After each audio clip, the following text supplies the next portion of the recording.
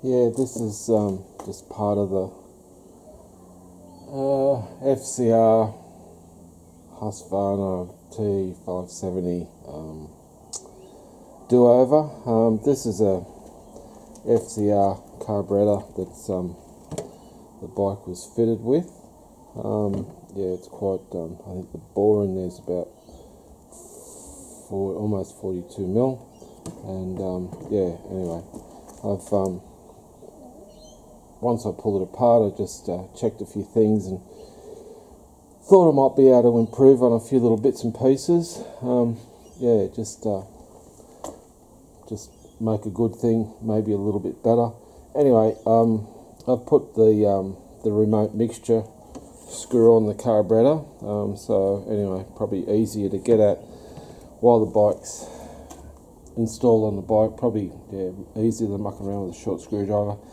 And also too, just a quick look at what it takes to get one of these FCRs to fit the early TE single cam type engines. So as you can see, this has got a sleeve on it. That is in the carburetor, original carburetor bell mouth is narrowed down a fraction, and anyway, it's it makes the air boot work, but I don't know if you can see that in there. But anyway, it doesn't do a lot for flow. Anyway, I've put a quick start 3 on this with the adjustable piece in it as well, so see if that makes it easy to tune, or I can get it to run better. Yeah, but anyway, ultimately I'm trying to get the most I can out of this without going to a huge camshaft. I just want this thing to run clean through the range. This thing's also got in the little squirter in there, it's got one of those Athena twin squirt type accelerator jets in there. So anyway, that should shoot a finer mist of fuel down both ports instead of just one. So maybe off the bottom end it's going to work a little bit better. But and yet again, here's a this is a Boystein, I think they call them a power wing. Anyway, so I got this thing, and yeah, it's pretty good. I like the theory. I've used it before. It works, but the thing needed, for my application, it needed a little bit of finessing. So I've gone through it and ground the brass back to match the throat a little bit better, to make this all work. So, you know, plenty of flow means plenty of go. And anyway, this thing probably make too much horsepower for me, but anyway, that's life. And also too, what I've done, I've fashioned a velocity stack out of Delrin. So yeah, it took a few hours. I mean, it looks a bit ugly because it's got my dirty paws all over it, but at the end of the day, when I put this all together, the flow through the carburetor should be quite linear, quite clean, and the velocity might go up a little bit too. So off idle, down low, load it up under half throttle, the thing should maybe make a bit more torque than it already does, which it makes a lot. But anyway, it's all an experiment. We'll see what happens. The intake manifold too, I've actually ported that because there was a huge mismatch between the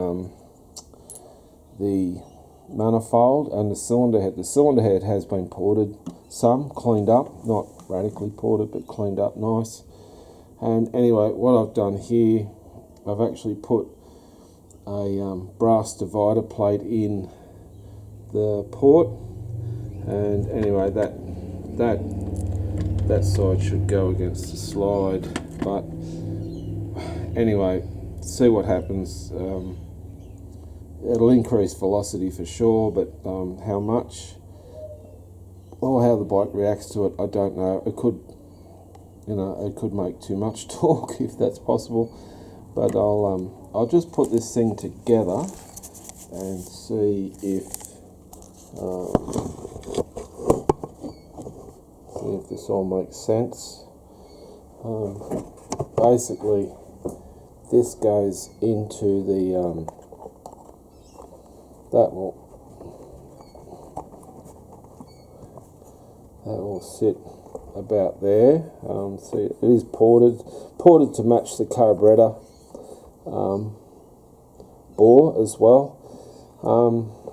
Now this side of the deal, I did drill and tap some little grub screws in here.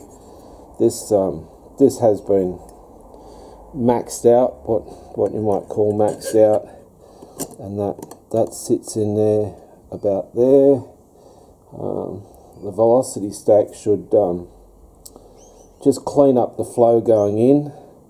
So basically this should travel in like that. There's some grub screws that goes in the side to secure that, and once you look, it's you can see it's got a much better flow. It doesn't have that big horrible edge to get around, so the air should be a little bit quicker through here up until about half throttle. So, and then once you look through the carburetor, if I can get that to the right angle, yeah, you've got that. So anyway, we'll see what happens, but that's my little take on modifying the FCR carburetor for the TE570. Yeah, look, it's going to make a difference. How much, I don't know. I suspect it's going to make a bucket load of torque, and anyway, it just, it should make it a little bit more aggressive out of corners and stuff like that than it already is. But yeah, like I said, flow means go, and pretty much that's the air boot too, the way it goes on. So much cleaner flow into the carburetor, so that should help with making power. So we'll see what happens, but yeah, that's pretty much my take on the FCR carburetor with a few enhancements. I'll put this together soon enough and ride it and muck around with the jetting. The jetting has, I've bumped the jetting up at the moment. I think I'm running a 180 main, I think a JD red needle, and I think about a 42 pilot at the moment. So that's a good starting point. Better too rich than too lean, so we'll start there, and we'll see what happens. But yeah, that's pretty much the carburetor as it is. So yeah, yeah, get plenty of life out of one of these older single cam engines. So yeah, we'll see what happens. Anyway, that'll do for now. Once I get this on the bike, yeah, I'll run it and maybe tune it to some degree.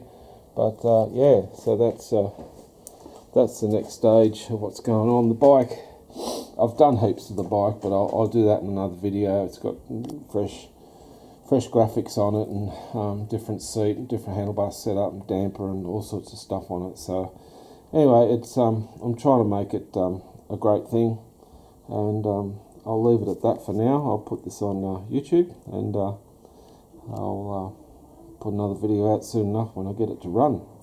Anyway, cheers.